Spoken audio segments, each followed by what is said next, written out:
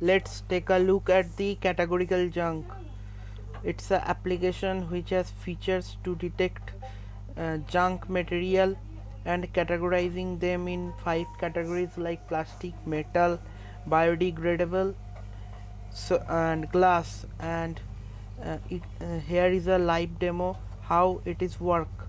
So now after taking a picture with your camera, and when you pressed detect, then it will detect what type of junk it is it plastic or metal. And there also a feature from by which you can gallery. And in future we will plan to use a chatbot which will help you to assist to detecting materials and how to recycle them.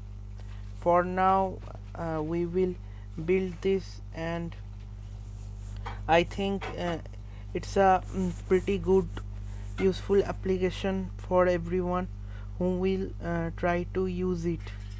So I think that's for today, and see you next time.